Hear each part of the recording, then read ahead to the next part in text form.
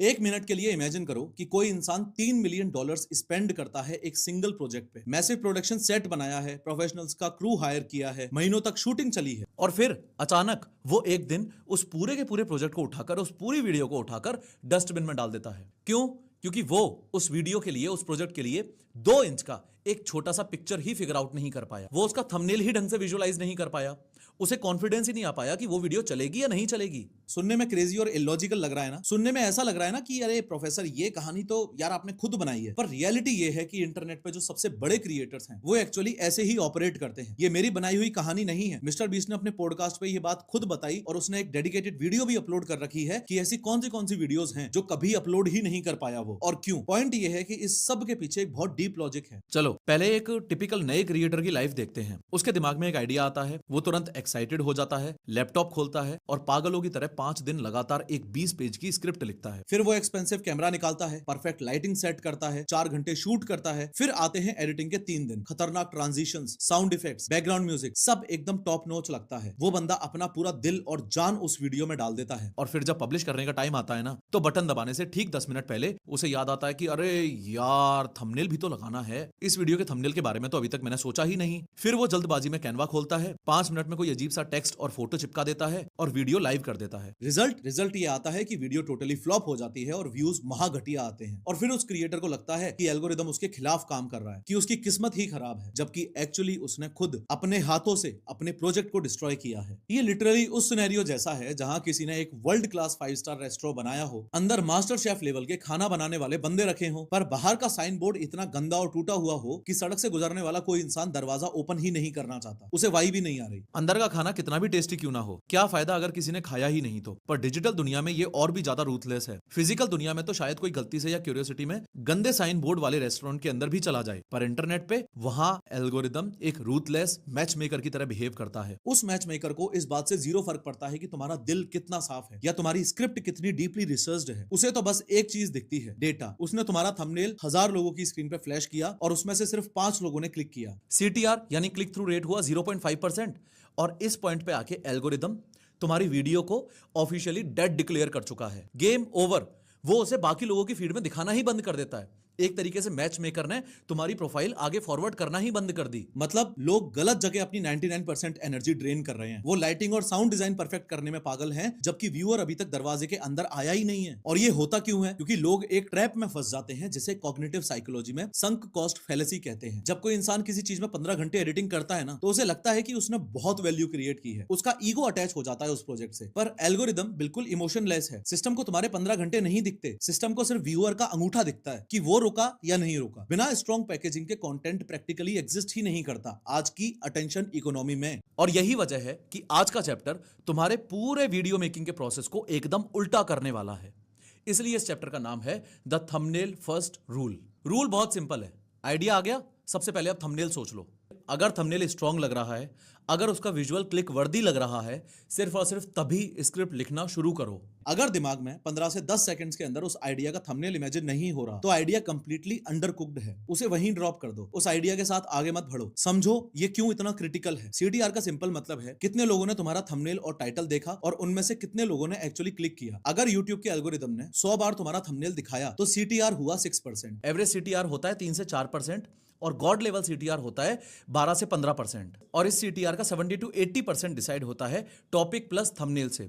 तुम्हारी एडिटिंग से नहीं, तुम्हारी स्क्रिप्टिंग से नहीं, तुम्हारे चेहरे से नहीं। जब तक तुम्हारा चेहरा ही थंबनेल ना बन जाए, जैसे मिस्टर बीस्ट के केस में, सिर्फ और सिर्फ टॉपिक प्लस थंबनेल से। और आइडिया के बाद ये वो सिंगल मोस्ट इंपोर्टेंट चीज है जो तुम्हारे सीटीआर डिसाइड करती है। सीटीआर डिसाइड करता है कि एल्गोरिदम तुम्हारी वीडियो को आगे पुश करेगा या उसे मिट्टी में दबा देगा। अगर लोग क्लिक ही नहीं करेंगे तो तुम्हारी 10 घंटे की एडिटिंग और ऑस्कर विनिंग स्क्रिप्ट किस काम की है? वो एक ऐसी मास्टरपीस मूवी है जिसे किसी ने थिएटर में जाके देखा ही नहीं। और ये सिर्फ यूट्यूब लॉन्ग वीडियोस का कॉन्सेप्ट नहीं है। थंबनेल्स हर जगह हैं। यूट्यूब लॉन्ग वीडियोस में एक्सप्लिसिट थंबनेल्स होते हैं। यूट्यूब शॉर्ट्स में कवर फ्रेम और पहले 1-2 सेकंड्स स्क्रॉल स्टॉपिंग होनी चाहिए। यूट्यूब की खुद की ऑफिशियल क्रिएटर गाइडेंस यही कहती है। इंस्टाग्राम रील्स में कवर फोटो होती है जो प्रोफाइल ग्रिड पे दिखती है, और जब कोई नया व्यूअर तुम्हारी प्रोफाइल पे पहली बार आता है तो उसे एक साथ 6-7 कवर फोटोज दिखती हैं। और शॉर्ट्स या रील्स में तुम्हारा फर्स्ट फ्रेम यानी पहला 1-2 सेकंड वही तुम्हारा हिडन थंबनेल है। जब यूजर स्क्रॉल कर रहा है और तुम्हारी रील आती है, वो पहले 1-2 सेकंड्स में जो विजुअल देखता है वही डिसाइड करता है कि अंगूठा ब्रेक मारेगा या सीधा स्वाइप करके चला जाएगा। तो फॉर्मेट चाहे कुछ भी हो,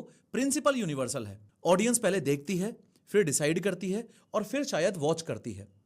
तो वॉचिंग स्टेप 1 नहीं है, सीइंग स्टेप 1 है। अब आता है इस चैप्टर का सबसे पावरफुल हिस्सा, थंबनेल टेस्ट। ये तुम्हारे आइडिया वैलिडेशन का सबसे बड़ा फिल्टर है। जब भी कोई आइडिया आए, अपनी आंखें बंद करो और खुद से पूछो, इसका थंबनेल क्या है? लूजली नहीं, फिलोसॉफिकली नहीं, कुछ कूल बना लेंगे नहीं, स्पेसिफिक फ्रेम में क्या होगा, किसका फेस होगा, क्या एक्शन होगा, क्या कॉन्ट्रास्ट होगा, क्या क्यूरियोसिटी होगी, क्या टेंशन होगा, क्या प्रॉमिस होगा। अगर तुम 5 से 10 सेकंड के अंदर थंबनेल इमेजिन नहीं कर पा रहे, तो तुम्हारा जो आइडिया है वो अभी अंडर कुक्ड है। क्योंकि visual clarity usually idea clarity का प्रॉक्सी होता है, एक तरीके से कॉपी होता है। स्ट्रॉन्ग आइडिया मतलब स्ट्रॉन्ग मेंटल इमेज, और एक कमजोर आइडिया का मतलब एक वेग सी मेंटल फॉग। एक एग्जांपल देखते हैं। मान लो तुम्हें आइडिया आया, मैं लोगों को बताऊंगा कि पैसे कैसे बचाते हैं। अब इसका थंबनेल सोचो, क्या सोच रहे हो? एक पिगी बैंक की फोटो और उस पर लिखा हाउ टू सेव मनी। भाई ऐसे हजारों थंबनेल्स ऑलरेडी हैं, कोई क्लिक नहीं करेगा। मतलब आइडिया बहुत वीक और जेनेरिक है। पर अब इसी आइडिया को ट्विस्ट करो, कैसे बैंक्स कंप्लीटली लीगली तुम्हारा सारा पैसा चुरा रहे हैं। अब थंबनेल सोचो, एक बैंक का लॉकर आधा खुला हुआ, एक सूट पहना हुआ एग्जीक्यूटिव छुपके से कैश निकाल रहा है, बैकग्राउंड थोड़ा डार्क और शेडी है, और स्क्रीन पे सिर्फ 3 वर्ड्स, योर मनी इज गोन। दिख रहा है फर्क? दूसरे आइडिया में एक विजुअल है, एक कॉन्फ्लिक्ट है, एक स्टोरी है। तुमने स्क्रिप्ट लिखने से पहले ही वैलिडेट कर लिया कि ये आइडिया क्लिकेबल है। यही है थंबनेल फर्स्ट का असली पावर। और अगर तुम्हें लगता है कि ये बस मेरी बात है, तो आओ उन लोगों की बात करते हैं जिन्होंने इस गेम को कॉन्कर कर लिया है, जो इस गेम के मास्टर्स हैं। यूट्यूब का अनडिस्प्यूटेड किंग मिस्टर बीस्ट यानी जिमी डोनाल्डसन, उसके हर वीडियो पे 100 मिलियन प्लस व्यूज आते हैं। उसका टीम एक वीडियो शूट करने से पहले महीनों तक सिर्फ टाइटल और थंबनेल पे ही काम करती है। वो हर वीडियो में $5,000 यानी कि 5-6 लाख रुपए तो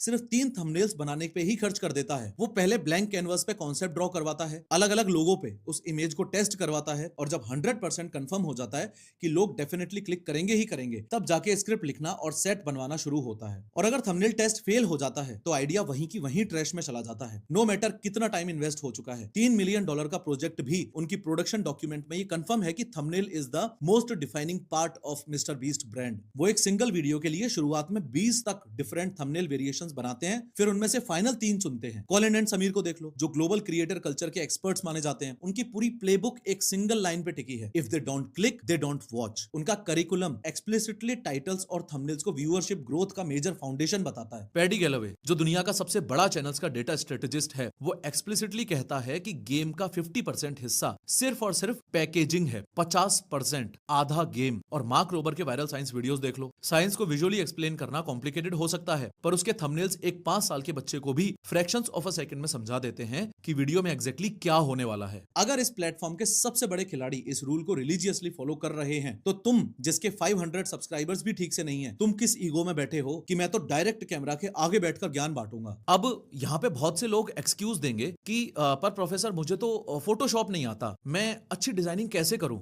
thumbnail first rule graphic design के बारे में है ही नहीं, ये मेंटल सिमुलेशन के बारे में है। थंबनेल क्या है? ये कोई फॉन्ट्स और कलर्स और डिजाइन का मेला नहीं है, ये ह्यूमन साइकोलॉजी का एक खेल है। तुम्हें ग्राफिक डिजाइनर नहीं बनना, तुम्हें एक साइकोलॉजिस्ट बनना है। तुम्हें अपने दिमाग में यह सिमुलेट करना है कि जब एक नॉर्मल व्यूअर अपने फोन में डूम स्क्रॉलिंग कर रहा होगा, थका हुआ बेड पे लेटा हुआ होगा, और अचानक तुम्हारा विजुअल उसकी स्क्रीन पे आएगा, तो उसके दिमाग में उस 0.5 सेकंड्स में क्या केमिकल रिएक्शन होगा। क्या उसकी आंखें वाइड होंगी? क्या उसके दिमाग में एक स्ट्रॉन्ग सवाल आएगा? क्या अचानक से ये रिएक्शन आएगा कि अरे ये क्या हो गया? क्या उसको इतनी एक्सट्रीम क्यूरियोसिटी होगी कि वो अपनी बाकी की आलसी जिंदगी छोड़कर तुम्हारी वीडियो पे क्लिक करे? इस एबिलिटी को कहते हैं मेंटल सिमुलेशन। अपने दिमाग में एक सिचुएशन को पहले से इमेजिन करके देखना कि ऑडियंस कैसा रिएक्ट करेगी। ये एक मसल है, एक कॉग्निटिव स्किल है जिसे डेवलप करना पड़ता है, और यही वजह है कि ये चैप्टर डायरेक्टली मॉड्यूल 2 के chapter 8 the mental simulation secret से कनेक्टेड है। वहां हम इस विजुअलाइजेशन मसल को और डीपली तोड़ेंगे। पर आज इतना समझो कि थंबनेल एक डिजाइन नहीं होती, वो तुम्हारे दिमाग का पहला ड्राफ्ट है। अब मैं तुम्हें काम दे रहा हूं, और ये काम थोड़ा सा काउंटर इंट्यूटिव है। तुम्हारा अगला वीडियो जो भी होने वाला है, उसकी स्क्रिप्ट को हाथ मत लगाना। अपने सामने एक कंप्लीटली ब्लैंक पेपर पेपर और एक पेन रखो, उस पेपर पे एक रेक्टेंगल ड्रॉ करो, यूट्यूब के लिए हॉरिजॉन्टली, इंस्टाग्राम के लिए वर्टिकली, जो भी इनके रिस्पेक्टिव एस्पेक्ट रेशियो होते हैं उनमें। अब उस डब्बे के अंदर अपना रफ स्केच बनाओ, और मजे की बात यह है कि इस स्केच में लिटरली कोई फाइन आर्ट या स्केचिंग स्किल्स की जरूरत नहीं है। स्ट्रिक्टली सिर्फ सिंपल स्टिक फिगर्स ड्रॉ करो। तुम्हें लगेगा सिर्फ स्टिक फिगर्स से मिलियंस ऑफ व्यूज?